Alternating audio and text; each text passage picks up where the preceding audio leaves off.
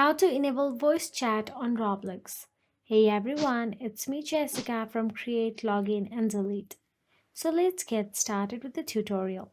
First of all, go to the roblox.com and navigate to its official website and make sure that you are logged into your Roblox account. Once inside your Roblox account, simply tap on the gear icon at the top right corner of your screen. Then once you tap on it, a drop-down menu will appear. And from there, tap on the settings option available in there. Inside settings, tap on the privacy at the left hand sidebar.